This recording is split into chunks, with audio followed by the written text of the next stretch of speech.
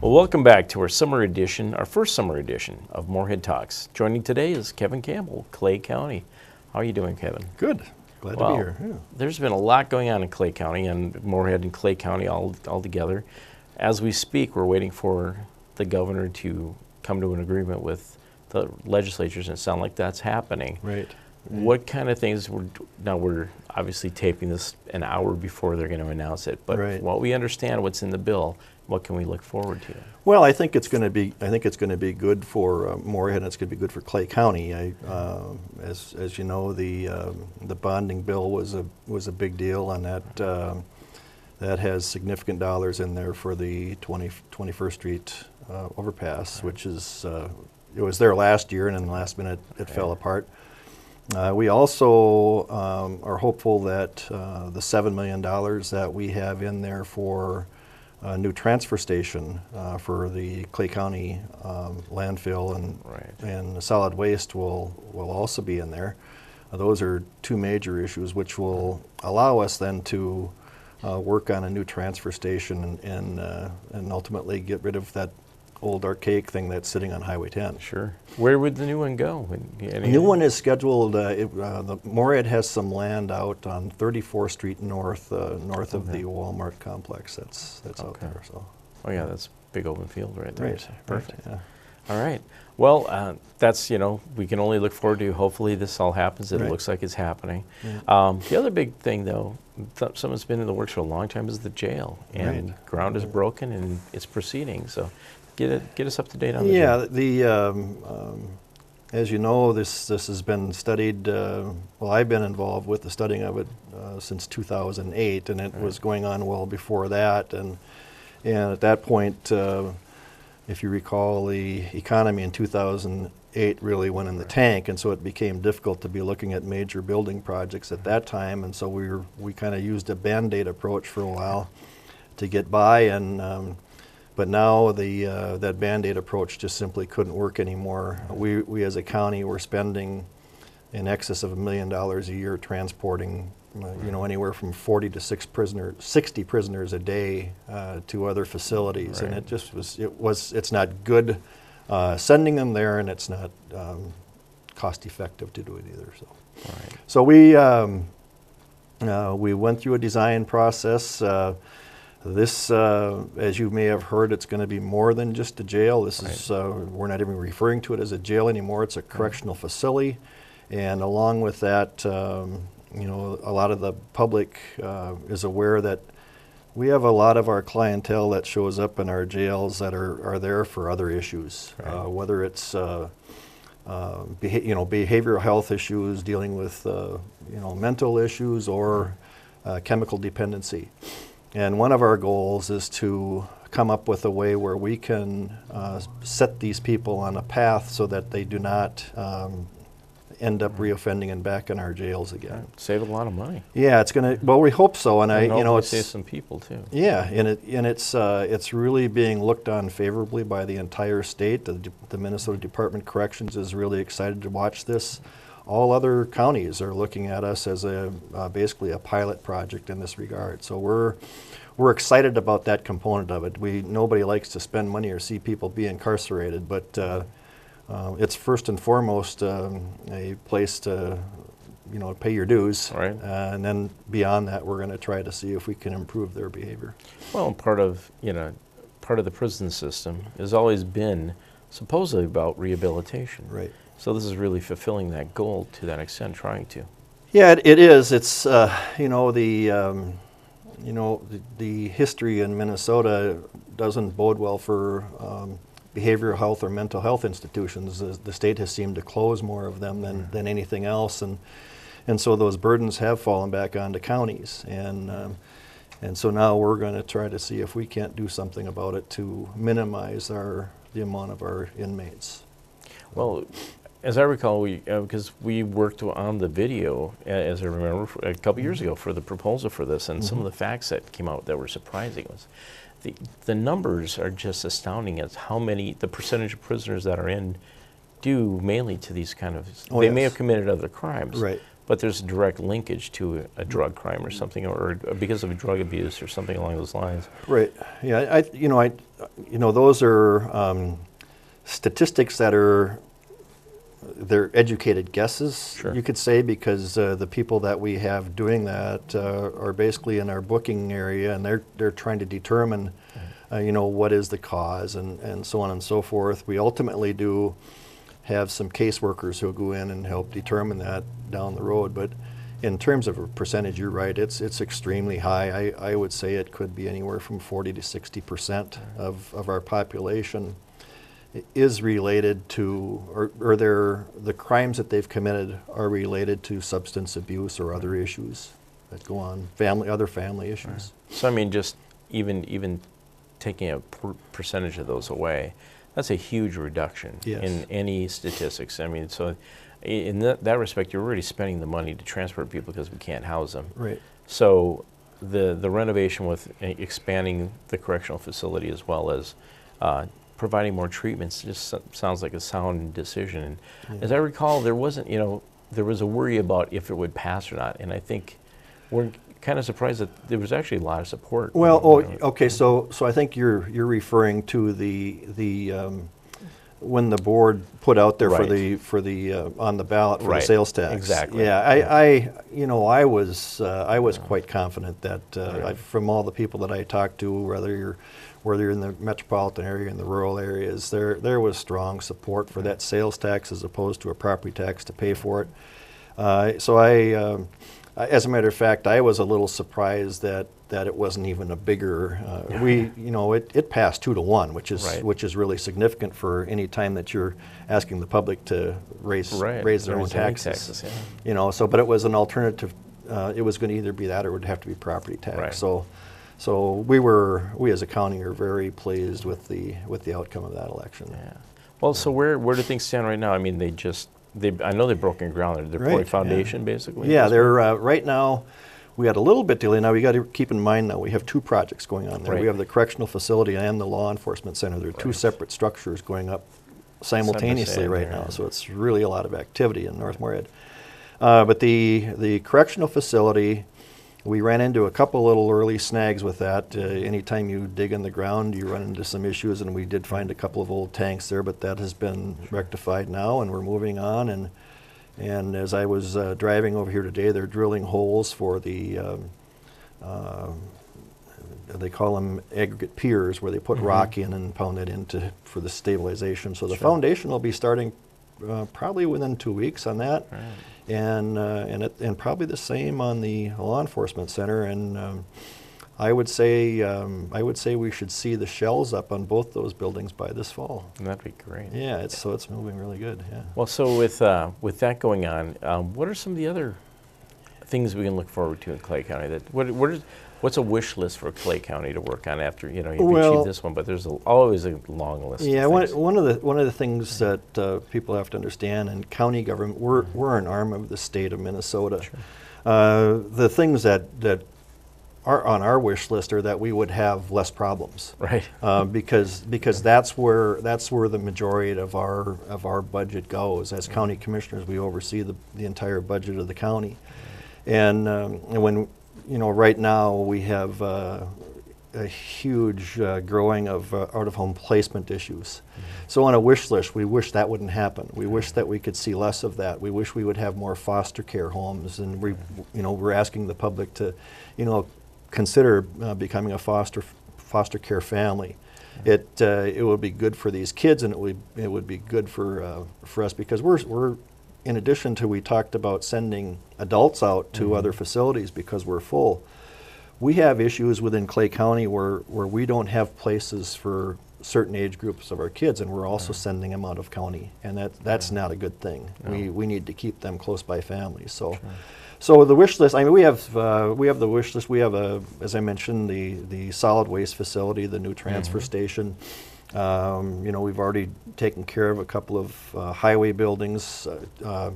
transportation and roads are always an issue. Right. There's never enough money to fix the roads. Everybody wants to have perfect roads, but nobody wants to pay for them. Right. And we live in a climate where every year you have to redo things, no matter what. Right. And there's the wish list, and then for the metropolitan area of the county, the flood control issues are still a concern. We're not there yet, and so we want to see those things be completed as well. So.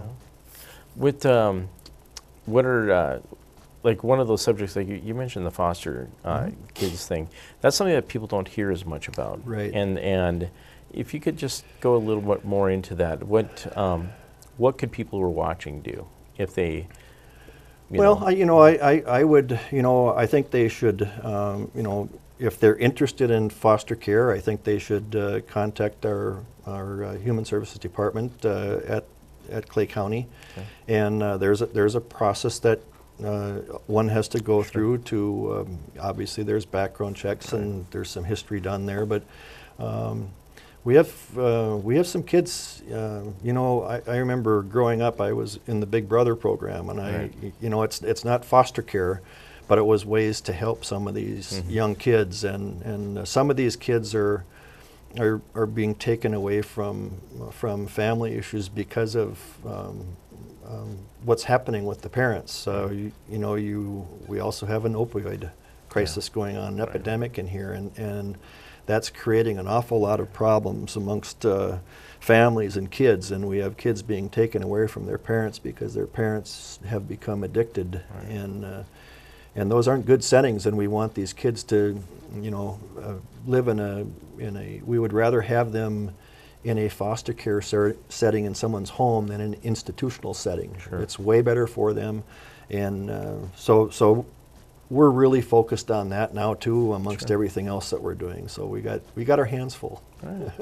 Well, maybe we can help with a little public service campaign. That'd be definitely that's something that I haven't heard too much about. Yeah. So for the public out there in Clay County, and you don't have to be a resident of Moorhead. Any place in Clay County who might have interest in becoming a foster family.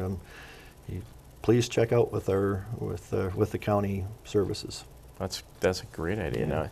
What about some of the surrounding cities and towns around the area? We don't hear as much about some of the issues and things, But I think most of those areas they all have the same problems that I've addressed here. It's not just a Moorhead issue; it's a county issue. But just like Moorhead, where we're seeing really nice growth, we're seeing some really nice things happen in Dilworth. We're seeing some things, if you drive through Glendon right now, you're going to see some activity in Glendon. Hawley's been doing a fantastic job. If you see what the development that's happening in Hawley, those are all good. I don't want to leave anybody out. There's Barnesville, there's Sabin. Sure. Every one of our communities are all seeing activities in terms of growth, and that's a really good thing.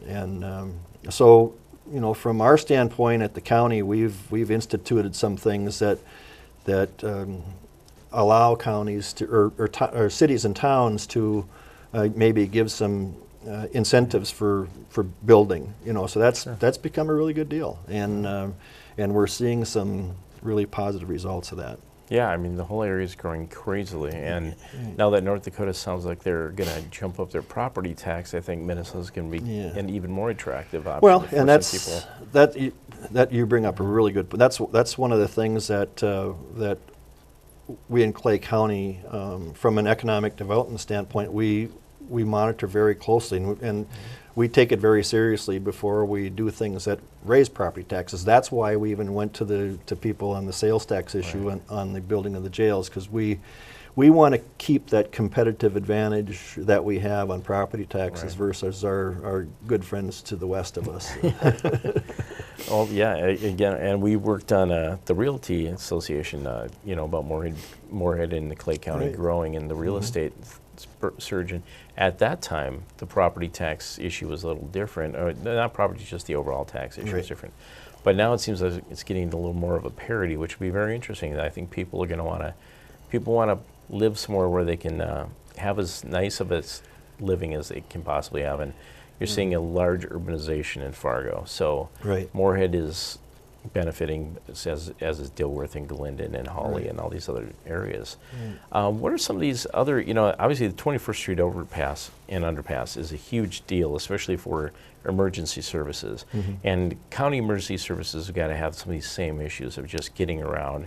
What are some of those top concerns that you see, and what could be improved on that? Well, I think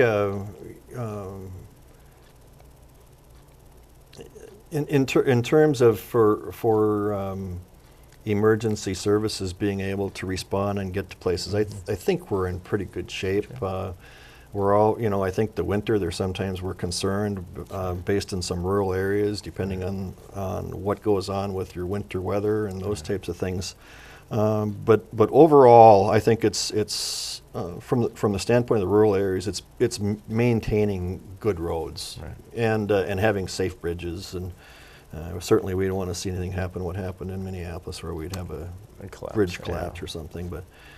But in that regard, I think we have a good. We have a good, strong sheriff's department. I think the reaction time to calls anywhere within the county are very acceptable. I think the sheriff does a really good job in terms of making sure that each quadrant, we kind of break the county into 4 quadrants. Sure. In each quadrant, there's always a deputy within that area. We try to maintain that to the best of our ability, or he does. And so I think the response time is really good. And we have, fortunately for us here, we have really good medical facilities that we can, when it comes to medical issues, we have a good place to bring our clientele to. So, yeah. Well, just to kind of wrap up, Clay County has been one of those counties that's, we're the entry place to the lakes, but we're also an urban area. Right. There's a lot to cover within this county area. Right. What's some of the biggest challenges, and what are some of the things that you enjoy most about the area? Well, I think again the challenges are what we in county government are mandated to do, and that's to handle all of the things that we've talked about Sure. in this interview. That and they're not always pleasant things, but you know what? We're very fortunate in Northwest Minnesota. Clay County is, I believe, the only county in Northwest Minnesota that's still projected to have good growth in the future. So that's a really positive huge thing, thing, and we're doing everything that we can to make sure that continues. So, yeah. Well, that's great. We keep growing and see more and more and more. Right. Well, any last things you want to think about, or Well, what are you looking forward to this summer? this summer? Yeah. Well, I'm looking forward to seeing these major projects stay on schedule and on budget. It's those are things that I talk about in our board meetings that I'm interested in, is making sure that we're on time and on budget with these things, and let's just hope everybody has a good, safe summer. That's what we do good here in Minnesota this time of year. Yeah. Have a good summer. Yeah. Thanks very much, Kevin. It's a pleasure. Thank you. All right. All right. We'll be back with a little more right after this. All right. The Red River rises and floods often in the spring and sometimes even summer, but Moorhead has addressed community flood risk and now has great flood protection. Moorhead's made the investments over the last 4 years so that never happens again. The flood can be managed and not be an issue for the residents that live here. Moorhead invested in flood protection, so now Moorhead is out of the sandbagging business. Only a few areas, and soon to be less than 30 properties in Moorhead, require flood insurance. Levees and flood structures that protect Moorhead neighborhoods are soon to be FEMA certified, exempting those properties from required flood insurance. Keep that flood insurance money in your pocket. New homes built in Moorhead subdivisions do not require flood insurance for federally insured mortgages. So if a person did not have to have flood insurance on their home, instead of buying a $200,000 home, they can buy nearly a $250,000 home and not have their payment increase. Well, Moorhead's got a lot of very nice developments. It is really a neat community to live in. Welcome back to Moorhead Talks. Last month we showed you a short piece about Moorhead Public Works and the No Sort Recycling Program. Well, it takes place and it starts off July 1st. So all this month we want to feature a little longer look at the new Moorhead No-Sort Recycling Program. The City of Moorhead is transitioning to no-sort recycling this July. Instead of separating all of your recyclables, you can put them loosely into one container. And then we'll start picking those up on the 3rd of July, Monday. And of course, that week, the 4th Independence Day is on Tuesday, July 4th, and those customers would be picked up the following day on Wednesday, July 5th. So if you're a current curbside customer, your day and week remain the same. Currently, the city collects source-separated recyclables curbside, where the resident has to separate the recyclables into paper bags. With no-sort recycling, recyclables can be thrown loosely all together into one tote. Acceptable materials include number 1 through 7 plastics, paperboard, cardboard, metal, newspaper, and more. New acceptable materials include office paper, old mail, and pizza boxes. The City of Moorhead does not collect plastic bags as part of their recycling program, but they can be recycled through local retailers. The 96-gallon totes are spacious enough to store 2 weeks of residential recycling and can easily be rolled to the curb. With having multiple totes on your recycling week, we ask that you, just like your garbage tote, keep them 2 feet away from mailboxes or other obstacles, and place this one at least 2 feet away from your gray garbage tote. And if you don't have room on your driveway, you can put them on the boulevard in the grass or off to the side of your driveway if you need to, and we'll still pick them up from there. The other great news is that we're going to be expanding our customer base, and we're going to be going into the apartment complexes and offering no-sort recycling to those multifamily housing residents, about 5,000 of those in the city of Moorhead. And so what will you see, if you live in an apartment, you'll see either one of these or multiple ones of these if you're in a smaller apartment complex. Or if you're in a larger one, you'll see a 300-gallon blue container, or you could see a 2, 4, or 6 cubic yard blue dumpster. So don't worry about all these different sizes. All you have to remember is if it's blue, put your recycling in there. And if it's brown at your apartment complex, that's for garbage. So keep those two separated. Everything must fit into the container. If not, recycling drop-off locations will still be open after no-sort recycling begins on July 1st. You can continue to drop off recyclables at our 4 convenient locations, but you'll need to separate your recyclables. The ease of recycling and keeping Moorhead clean will only cost $3.59.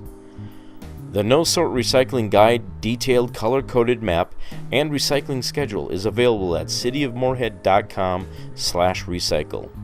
If you have any questions or want additional information, please call Public Works at 218-299-5422. Thanks for recycling and making Moorhead green. We'll be back with more Moorhead Talks right after this. MCAM is Moorhead Community Access Media. MCAM broadcasts the governmental and public access channels for Moorhead and also features full video and media production for you. Individuals and businesses can take advantage of low-cost media production and help support MCAM's public outreach. Featuring classic TV shows and movies and local programs, instructional and religious shows, music, and public announcements. MCAM has something for everyone. Access your community with Moorhead Community Access Media. MCAM. The Extra newspaper is the legal paper of record for Moorhead and legal newspaper for the state of Minnesota, also covering Clay County and Moorhead school legal notices. But the Extra is also the Moorhead community newspaper. Retired Judge Tom Davies is a featured columnist, along with columns by Nancy Edmonds Hansen and much more. The Extra is a free weekly publication available in the region. Pick your copy up each Thursday for local news, columnists, and events. Visit us online at thefmextra.com or find us on Facebook as The Extra Newspaper. For this next segment of Moorhead Talks, we want to look at the very important issue about water. Water is a big part of our community, especially in the Lakes region. Well, this is part of the Minnesota DNR's program to eliminate water-based mussels and other invasive species.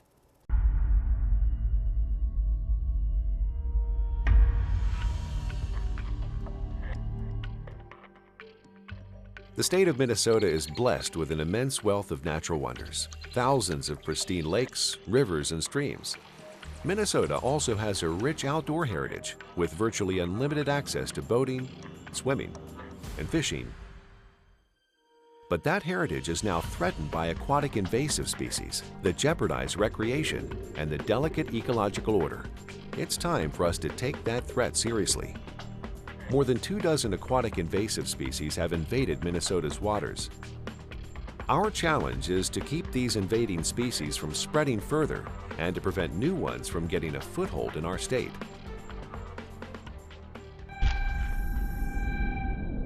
What do we mean by aquatic invasive species?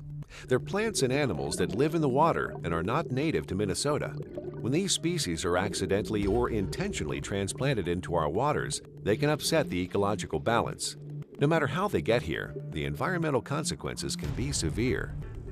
Creatures like zebra and quagga mussels were transported in the late 1980s from the Black and Caspian Seas of Europe and Asia. They came in the ballast tanks of ocean-going ships and were unwittingly discharged from ballast water into the Great Lakes. New species of carp brought here from Asia are creating headaches both above and below the water's surface, and Eurasian water milfoil grows into mats on the water's surface that interfere with swimming and boating and diminish the visual appeal of our lakes. These seemingly unrelated species share a common and disturbing trait. In our ecosystem, they lack disease and predator controls, so these non-native species reproduce and spread at an amazing pace. The consequence is that they compete with native species for food and habitat. This can dramatically affect commercial, tourism, and recreational uses of Minnesota's well-known lakes and rivers. Foremost among the invertebrate invaders are zebra mussels, small striped mollusks about the size of your thumbnail that multiply at incredible rates. Zebra mussels encrust rocks, docks, boats, and water supply intakes with a sharp coating of shells. Meanwhile, their larger but lesser-known relatives, quagga mussels, colonize deeper water. Like relentless underwater vacuum cleaners, zebra and quagga mussels voraciously filter algae and plankton from the water, taking food away from native clams and upsetting the natural balance in lakes and rivers. While this filtering may make the water clearer, it also reduces the food supply that sustains plants and fish. So, how are zebra and quagga mussels spread to new locations? These and other aquatic invasive species hitchhike in several ways: by attaching to things that have been in the water, by clinging to aquatic plants, and by being carried with the water itself. Once introduced to a lake or river, zebra mussels appear on docks, boat lifts, shallow rocks, and aquatic plants. Within a few years, an entire watershed can be infested. Sharp shells are attached to rocks and wash up on beaches, discouraging swimming. A loss of tourism dollars can follow.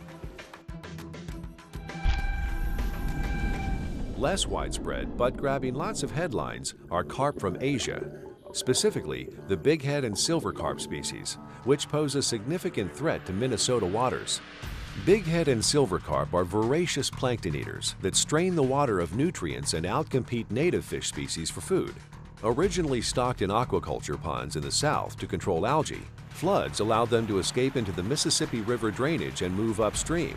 They are prolific breeders, capable of virtually taking over entire stretches of river, altering the local fish community dramatically.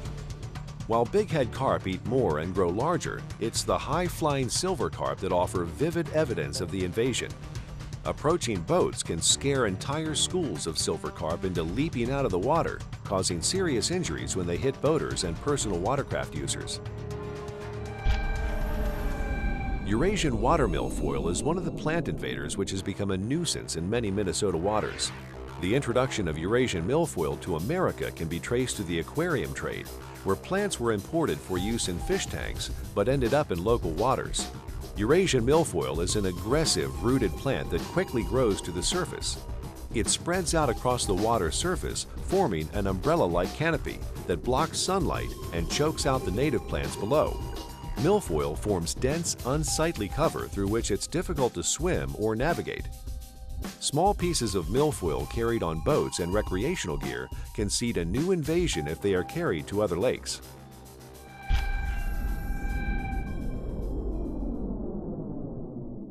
Minnesota law requires everyone to clean off all plant material and any prohibited invasive species from their watercraft. To combat the spread of invasive species, there is a three-step, easy-to-remember process called Clean, Drain, Dry. It only takes a few minutes for boaters and outdoor enthusiasts to apply these simple yet effective steps every time they leave a boat access or body of water.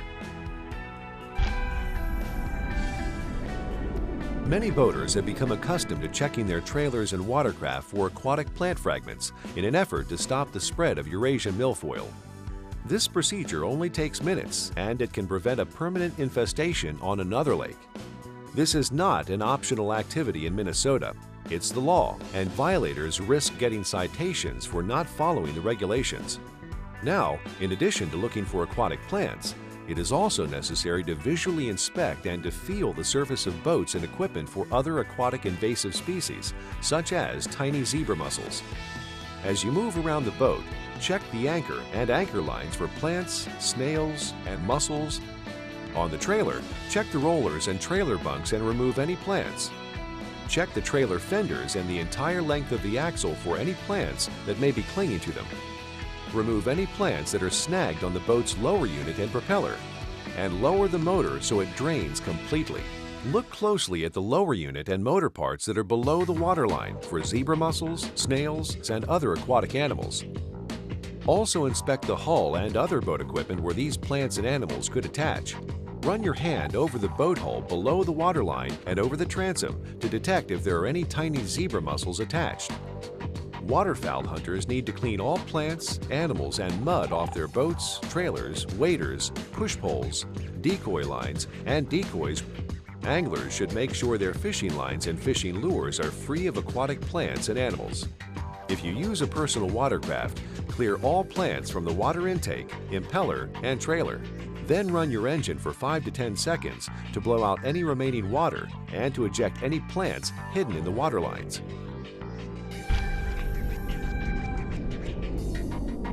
To comply with state law, you must drain all water from your watercraft and any container or equipment that could hold water carrying invasive plants or animals.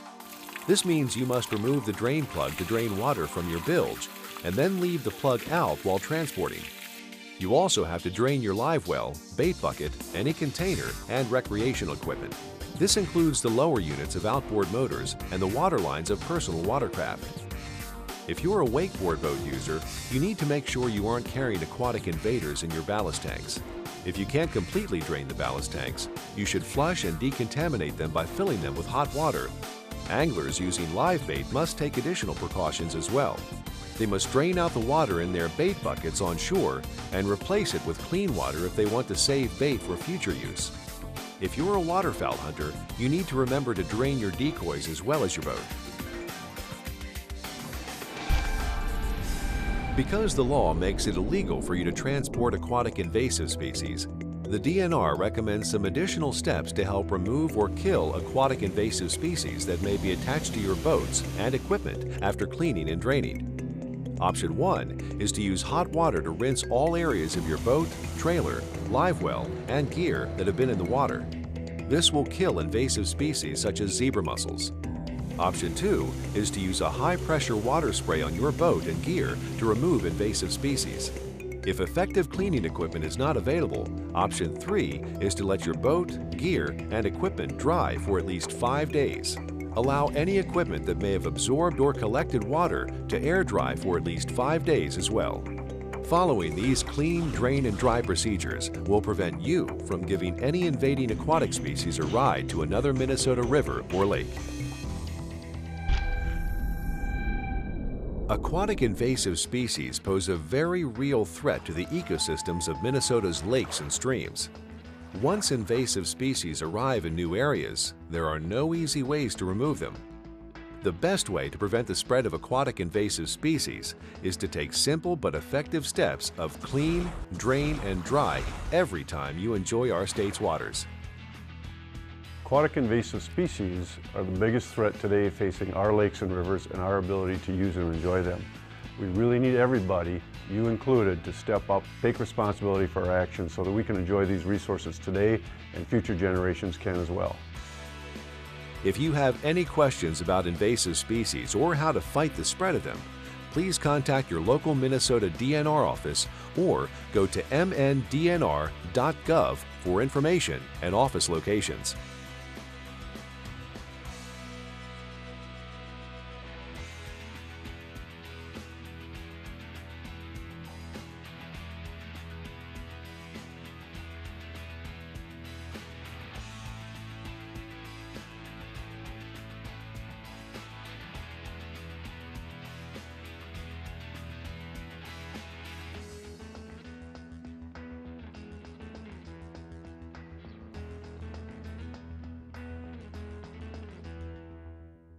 Thank you for joining us for this month's Moorhead Talks.